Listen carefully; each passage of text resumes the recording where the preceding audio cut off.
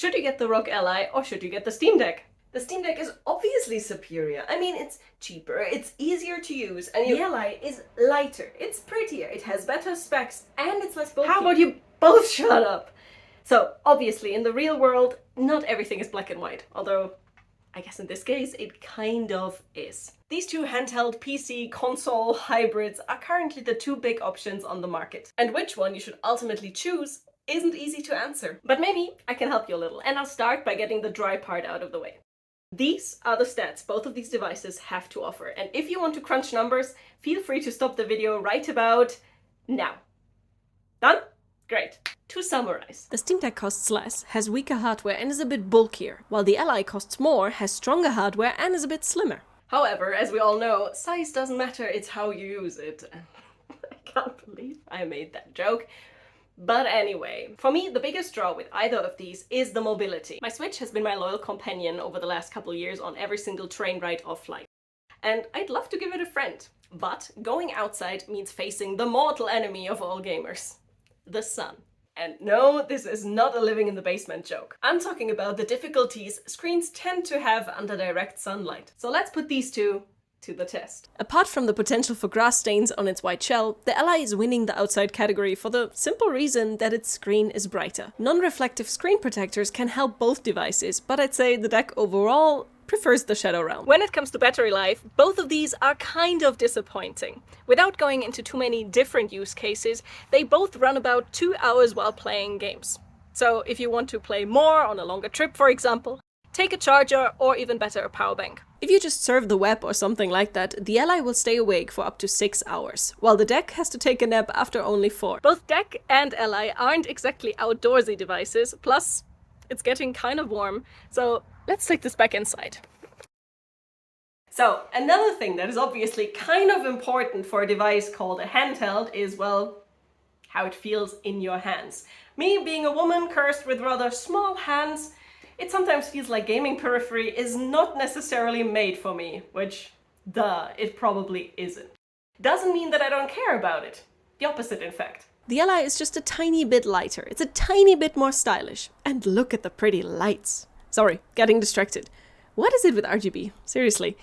With the right light choices, you can easily make the Ally fit your style. Be it pretty in pink or my beloved blue and green combo. The white looks good, it's modern, it's sleek, and it stands out.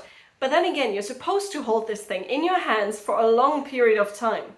And that, plus white, just doesn't make that much sense to me. All these lines are just screaming, "You'll have to clean me often." Form also doesn't follow function with these corners. The holo stickers are a fun detail, but the edges are a bit pokey. Most buttons and triggers are thankfully not white, and while these back pedals are a bit flimsy, the handling overall feels good and snappy. The Steamdeck is a bit simpler. It's black, it's rounded, no gimmicks, no lights. Pretty dope, if it weren't for one big flaw, the weirdly positioned left stick. Might be a personal problem, but I'm not sure how I'd have to break my thumb to reach this thing comfortably. A big bonus point, the touchpads. They take a moment to get used to, trust me, but once you get it, you will start to wonder how you lived without them. If you enjoy mouse games like point and clicks, these things will be your new best friends. Buttons and triggers are sturdy, but their pressure point is a bit too soft for my liking. But enough about the hardware. It's time to talk about arguably the most important aspect of a gaming device. What can you play on it? To answer that, let's go back to the office, because this is getting very comfortable and I don't want to be tempted to take a nap. So, two devices, two very different user experiences.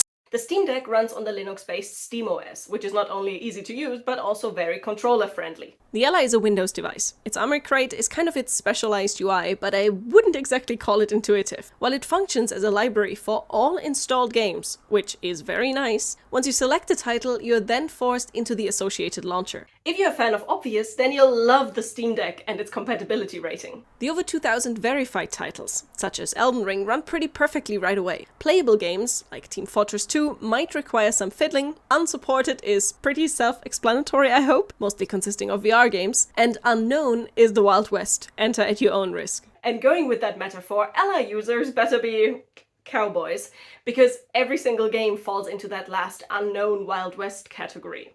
Most games run, but it's rarely a plug-and-play experience. On paper, the Ally is twice as powerful as the deck, but it doesn't quite live up to that. While it does offer the better visual experience due to its higher resolution and superior colors, etc., running in their native resolutions, the Ally can't live up to the Steam Deck's frame rates. This is once again where the optimization you'll have to do comes into play. Ultimately, no, wrong word, personally, I prefer the Ally. While I do use Steam a lot, it's definitely not the only place I get my games from, and accessing the other launchers is just a hassle on the Steam Deck. The battery is a bit better, the lights are pretty, sue me, there's less fan noise, and graphics are just a tad crisper. I actually have no issue whatsoever with having to optimize settings. But the big draw for me is the form factor, because the Ally is just so much more pleasant to hold. I'm really looking forward to see what it's really capable of once we get maybe more handheld optimization for PC games or maybe even a specialized UI. Ultimately, now it is the right word, what you should do is get your hands on preferably both of them and compare them. You can spend all the time in the world on the internet just checking out all the tech analysis and all the opinions of other people, like me. But in the end, you will be the one holding this thing for hours and hours and hours. So if your wallet allows it, pick the one that your hands fall in love with. And if you want some entertainment while considering your options, check out this video. I have games to play.